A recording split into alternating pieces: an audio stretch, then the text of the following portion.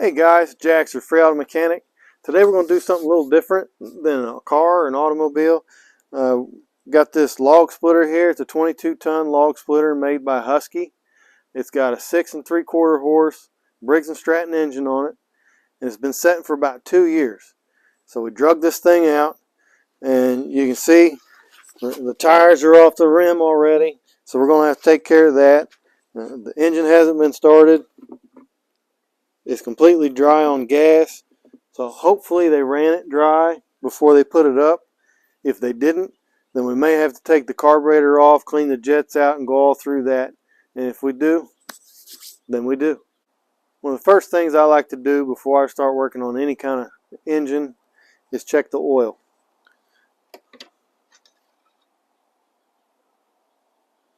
And it doesn't look like there's a whole lot in it. But on this particular engine, you're supposed to have it sitting on its stand before you check the oil. So we're going to go ahead and do that, then we'll recheck it.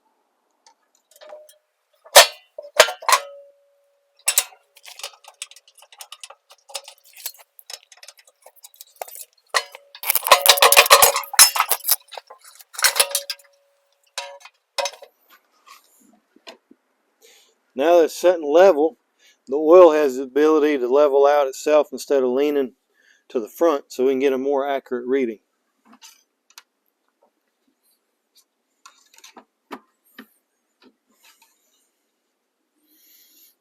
And it looks like it's about a quart low and pretty dirty.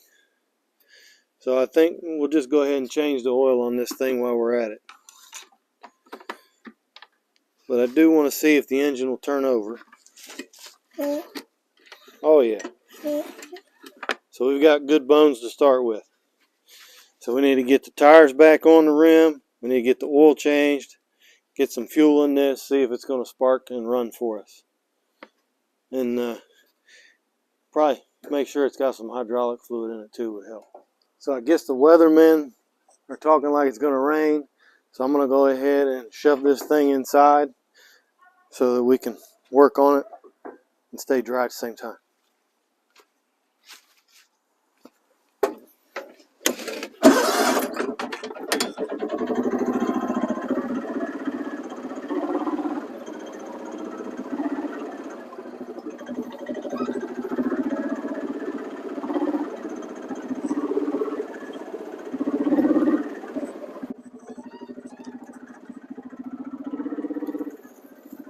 It's a little difficult to back up with flat tires, but we're going to make it work.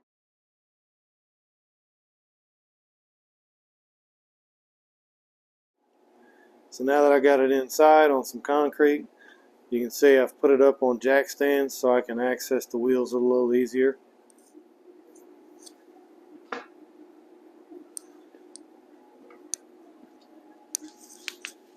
The next thing we're going to want to do before we try and inflate the tires is remove the valve stem core. And if you don't have one, or if you've been given a screwdriver, sometimes the screwdrivers have one on the end of it. Makes it kind of convenient. And the reason we're removing this core is so that when we go to put air in the tire, it can fill up quicker without restriction. And of course, the next thing you're going to need is a compressor. I want to show you it's completely off the bead. And if there's any air that can get out, then you want to put force down on the tire so that it'll seal up that hole. There's not a real tight fit, but if you put some pressure on it, it'll help. And the warmer out it is, the better, so that the tire will expand a little easier. But we're going to go ahead and give this a try. See if I can't make it happen for us. Fortunately, the other side is still on the bead, so I'm just going to put some pressure on it where I can.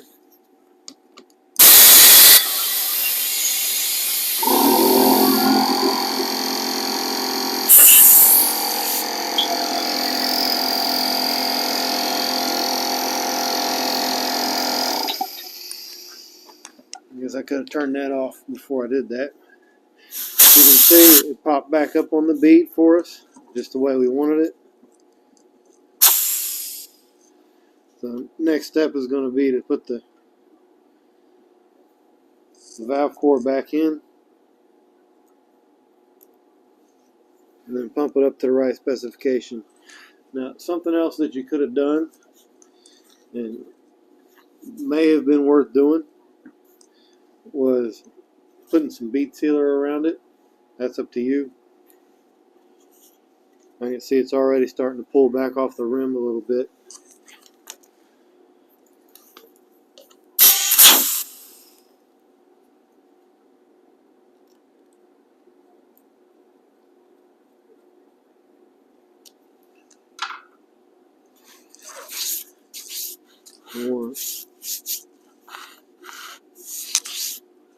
Looking to see what they suggest. The tire inflation is 30 psi cold.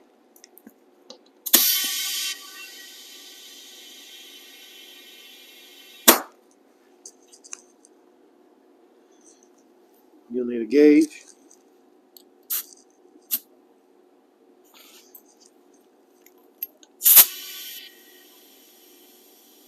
You don't want to overfill it, so you have to check it a few times to get it right at 30. No problem.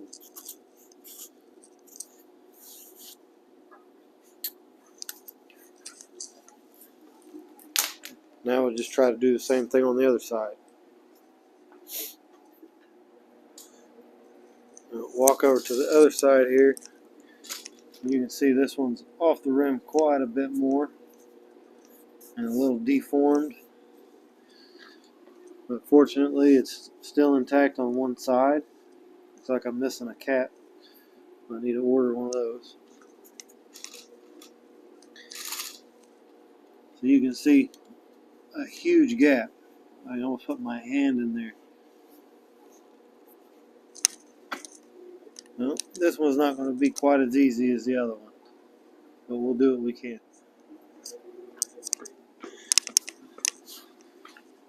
Then we're going to do the same thing. Take the valve core out.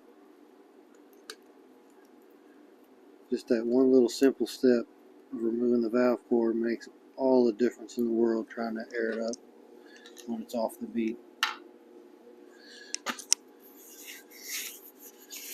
You want to try and get all the debris you can out from around the edge of the seal.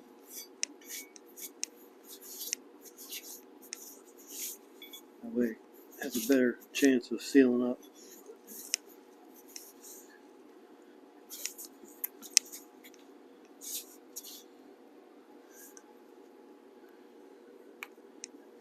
Like a piece of metal there. Might be because of our flat. I think more just setting over time.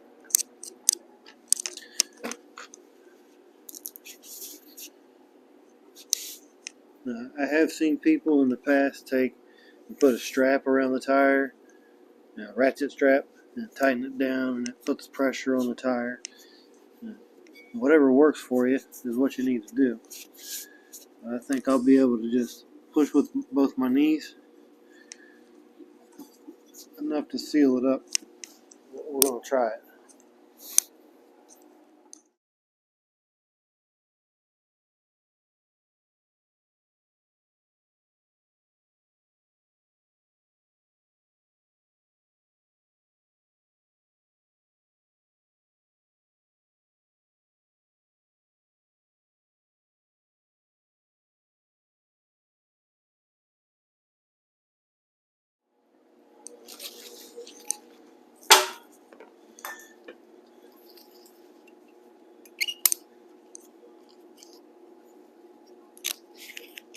So, ratchet strap method, if you've got a ratchet strap.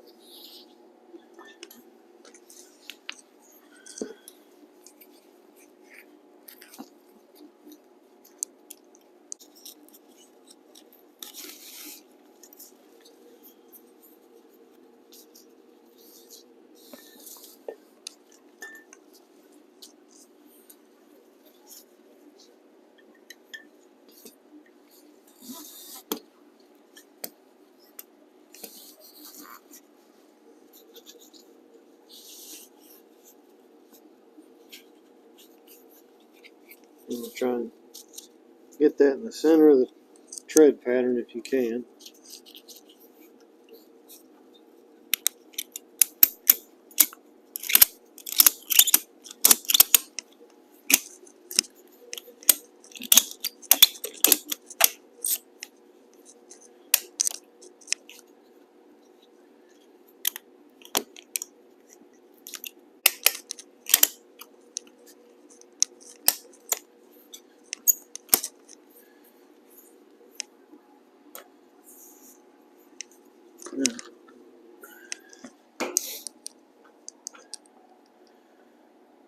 Not sure how well you can see,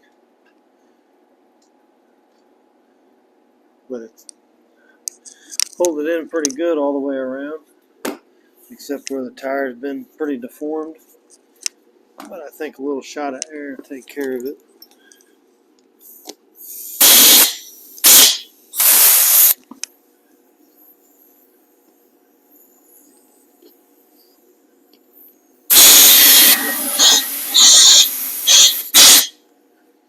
So I found a weak spot, and so I let it down off the jack to put a little pressure on that spot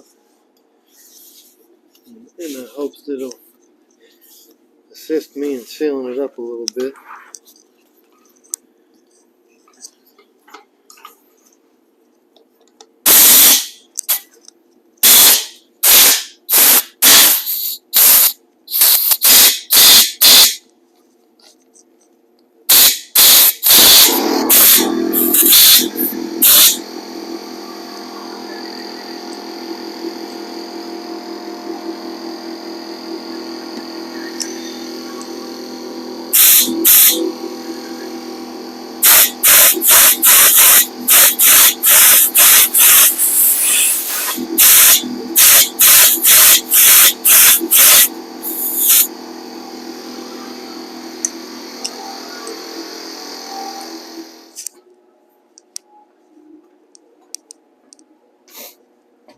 So I got to looking at this thing to change the oil, and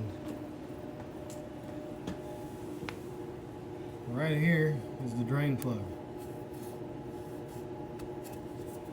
And it looks like it takes a 3/8 head ratchet to take it loose. Only you can't get to it. There's not enough room to do it. Isn't that something? I'm not sure who designed this. So it looks like you've got to remove the engine. There's 3 bolts holding it on. You got to lift the engine up off of the base to be able to get the drain plug out. I don't know who was thinking there, but that's how it goes. Just kidding. As you crawl up under there and look at the bottom of the engine, it's not the easiest to see or get to.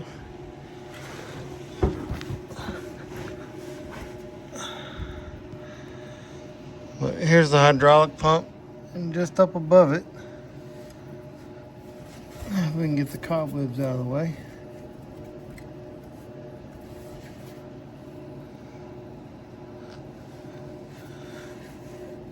Right here is your drain plug.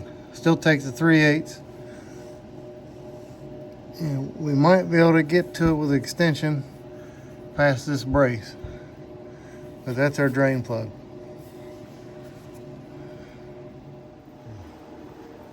For our drain pan under there.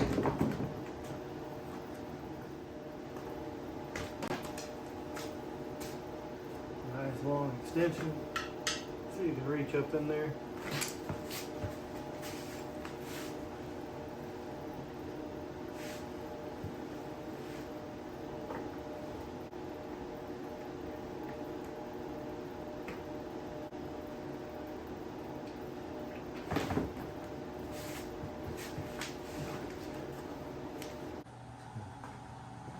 Of course, after you're done draining it, you want to put the plug back in.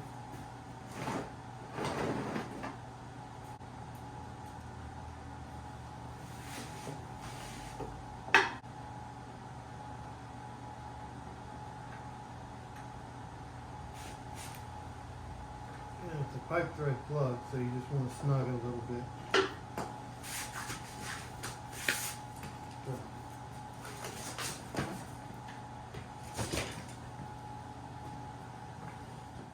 I'm going to recommend that you use some kind of 5W 30 weight oil.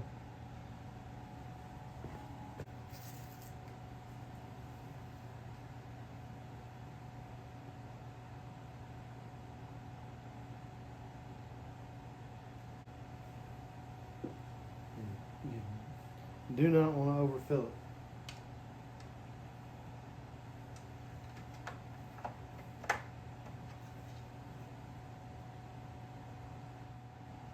Now that we've got the oil changed, our levels set, it's time to put some gas in it, see if it'll start. But before I do that, I want to go ahead and remove that plug and check our hydraulic fluid level.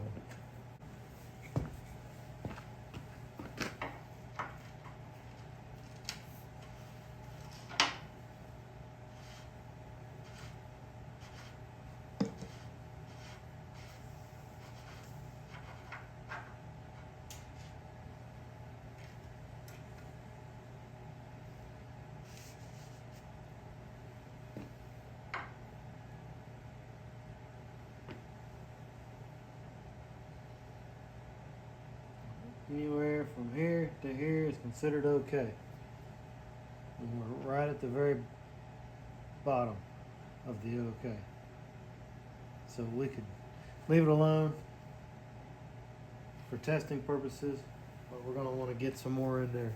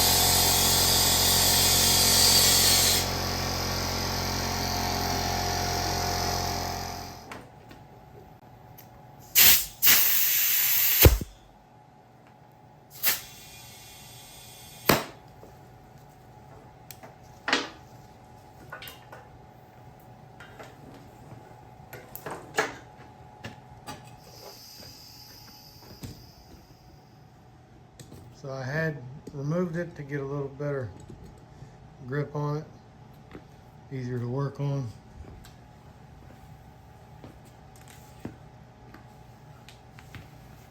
What holds it on is just a washer and nut and a cotter pin. Now, wouldn't be a bad idea to go ahead and repack the bearings at this point if you needed to. I'm looking at this one and it's missing 2 bearings already.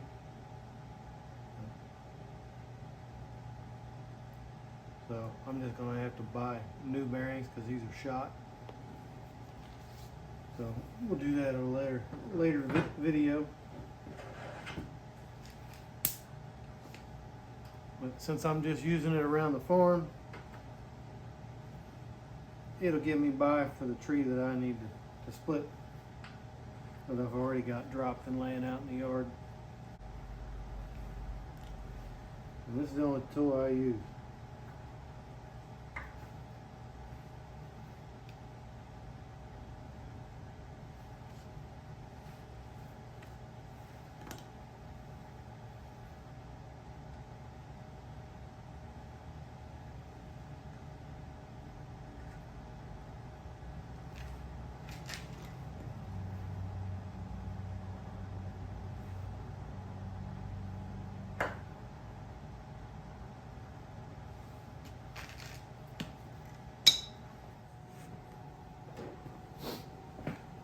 And of course, after you get everything done, you might want to check out the operation, make sure everything works.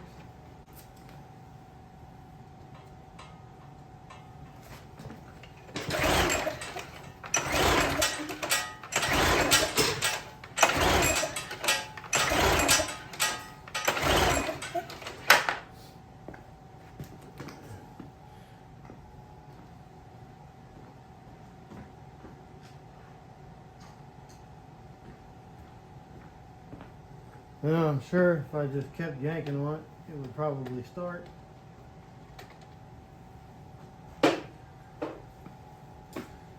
Starting fluid. They call it that for a reason.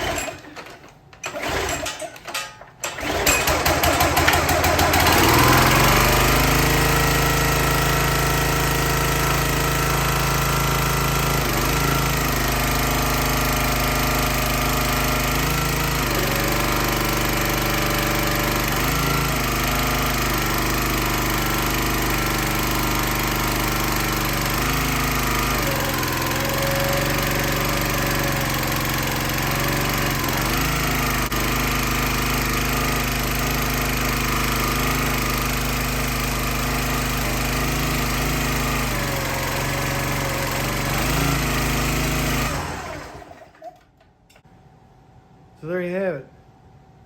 We got her back running. It's usable. I can go do what I need to do. But I think by looking at everything, I'm going to go ahead and order some new wheel bearings for it. I'm going to go ahead and get a new air filter and a new spark plugs. And she should be in top shape. Thanks for watching.